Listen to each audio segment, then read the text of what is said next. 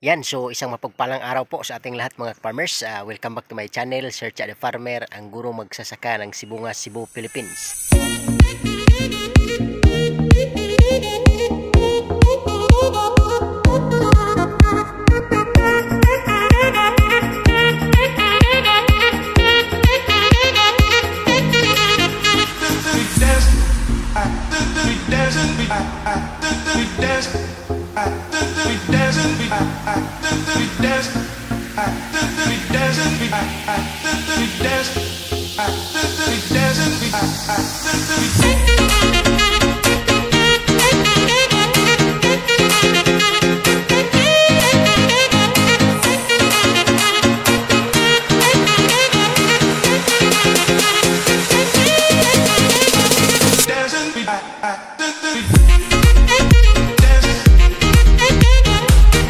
And if you are new to this channel mga farmers, please don't forget to subscribe and click the notification bell in order for you to be notified with my coming videos.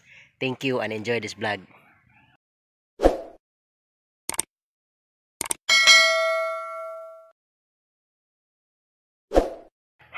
Okay, so for today's vlog mga farmers, ang pag-usapan po natin ay babahagi ko sa inyo yung problema na first kong na-encounter sa pag-aampalaya. At this very severe drought condition mga farmers ay meron po tayong na experience na problema wherein ito po ang pinakaunang pagkakataon na nagkaroon ng ganitong problema yung ampalaya ko. Okay, so yan po ang ibabahagi ko mamaya mga farmers. So bago po ang lahat, shout out muna sa ating mga tagapagsubaybay all throughout Luzon, Visayas and Mindanao, most especially to my mentors in ampalaya farming. Shout out Agaw Pino Uyanggurin Kaminadi. At the same time, shout out Agaw Jupil Farmer Anak ni Matoy. Okay, and then of course shout out no sa ating kaibigan mula dyan sa Persian Gulf Qatar. Shout out sa ating mga kaibigan dyan, leaded by Idol Aquarus. Okay, so kumusta kayo dyan mga idol? At the same time of course no, sa lahat ng mga kaibigan ng ating by Lakas ng Negros TV, shout out by. So musta man diha? And then of course mga kaibigan natin no, Lakas ng Negros TV, shout out. At the same time shout out din sa ating kaibigan no,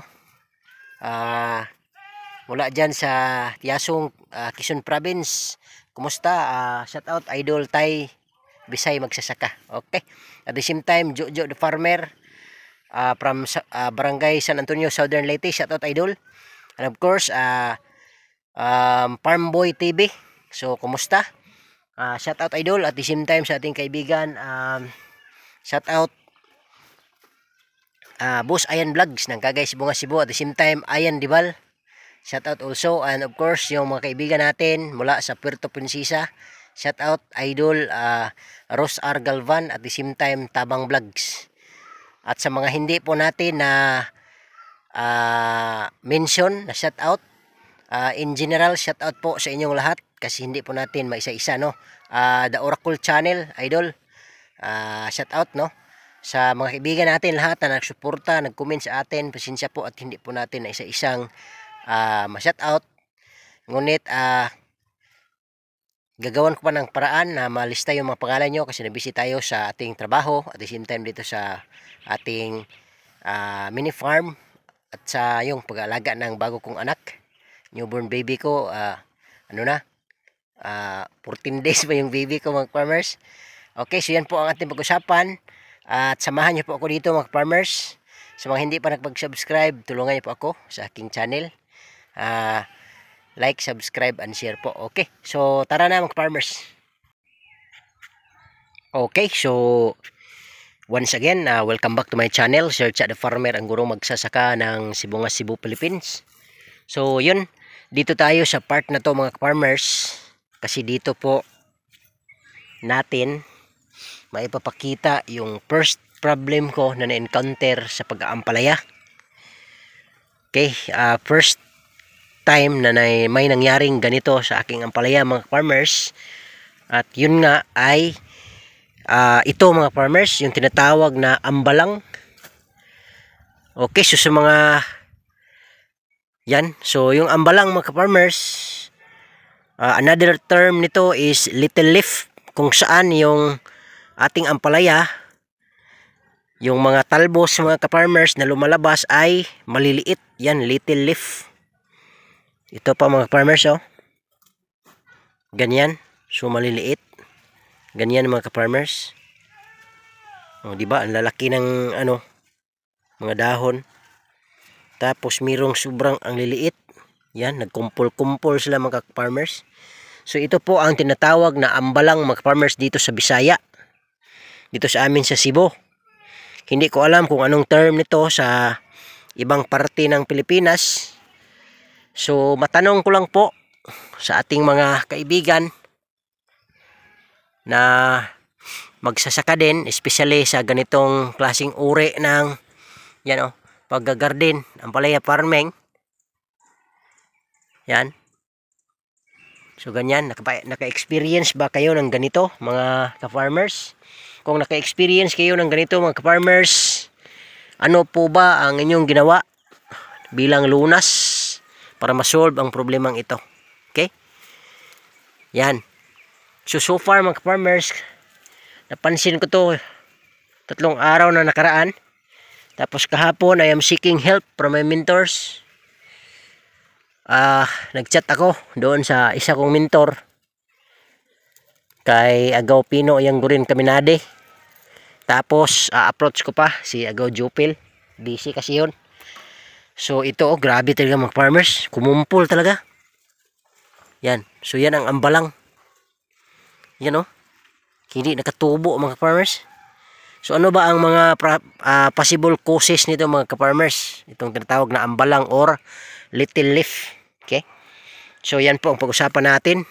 Paano ba gagamutin sa mga naka-experience? Paano ninyo ginamot? Tapos i-share ko rin po yung aking nakuhang ideya mula sa aking mentor. Shout out Agaw Pino, Uyang Gurin Kaminade. So yan. Kung ano man ang tawag nito sa inyo mga ka-farmers, tay Bisay, magsasaka, police farmer, Gregi farmer, at sa mga kaibigan natin na magsasaka na nag-aampalaya, kung naka-experience kayo nito, paano nyo ito ginamot at anong lunas. Okay?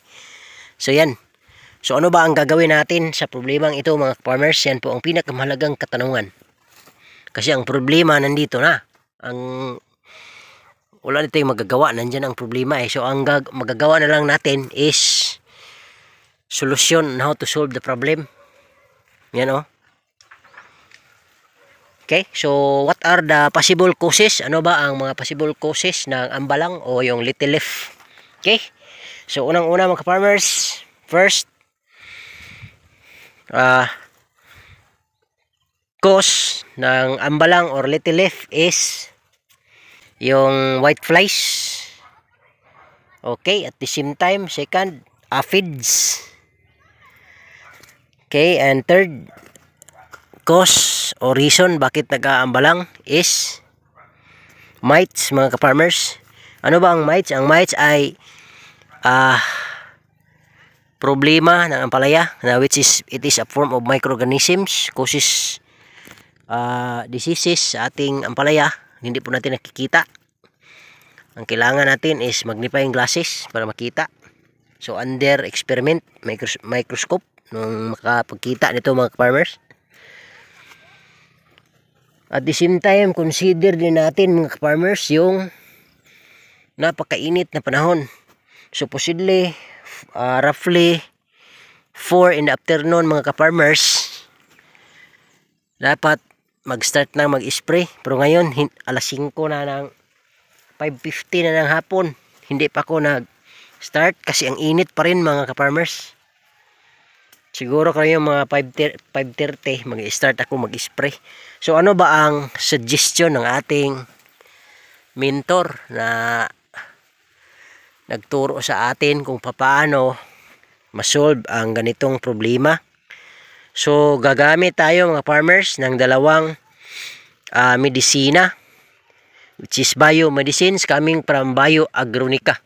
So yan po ay ang bio extra tonic, at the same time Bio Formula 1. Yung Bio Formula 1 mga farmers is bio insecticide. Tapos yung Bio extra tonic ay biofoliar. Okay, so yun po ang gagamitin natin sa ating pag-solve ng problema sa ambalang or little leaf mga farmers. O dito wala namang problema. Doon lang banda mga 3 or 4 na puno mga farmers yung may problema ng ambalang. Okay? So tingnan natin mga farmers yung ating mixture nandito kasi ready na siya. Yan, maraming bunga yung ampalaya natin kahit mainit. Yan. Daming bunga. Okay? So dito mga farmers, tingnan natin. That area lang tayo mga farmers ang mayroong ambalang or little leaf. Kaya kailangan i-solve natin agad kasi so dito yung setup ko mga farmers. Yan para sa abono, ito naman para sa pag-spray natin. Tapos nandito yung aking power spray. Ito yung gamit natin mga farmers, gagamitin natin sa pag-treat ng ambalang. Yan. Gagamit tayo ng products from Bio Agronica, which is Bio Insecticide Formula 1. Yan. Tapos ito, Bio Agronica pa rin. Extra tonic biofoliar fertilizer. Okay, so yan po ang gagamitin natin. I-apply natin mga farmers and then update ko kayo kung ano ba ang mangyari after times of treatment gamit ang dalawang produkto na yan mga farmers. So ito yung na-mix natin kanina. Ito yung gagamitin natin mga farmers sa paglutas ng ating problema. We will try. No? Kasi ito po ang suggestion ng ating mentor. Okay. So once again, thank you so much. Agaw Pino yang gurin kami na di. Okay, so ngayon mga farmers, mag-spray ako mga farmers, pero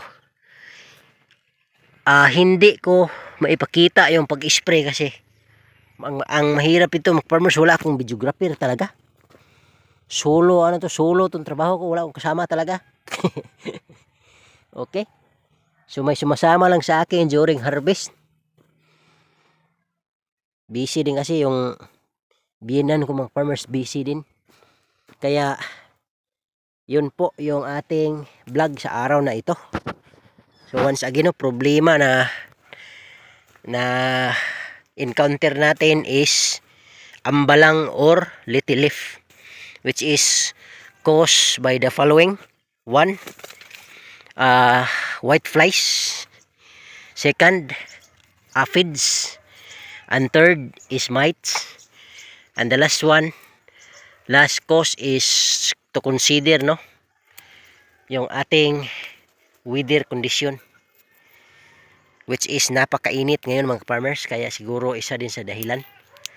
Kaya ganyan mga farmers, maraming salamat sa inyong panahon. At yun po ang vlog sa araw na to mga farmers. Maraming salamat sa inyong pagsubaybay dito sa aking munting channel. Sana ay makakatulong ito sa inyo, yung vlog na to. Okay, so yun nga, ang treatment natin na gagamitin mga farmers is mag-spray tayo ng dalawang medisina, which is coming from Bio Agronica, no? So Bio Extra Tonic Bio Fertilizer, biofoliar fertilizer, at the same time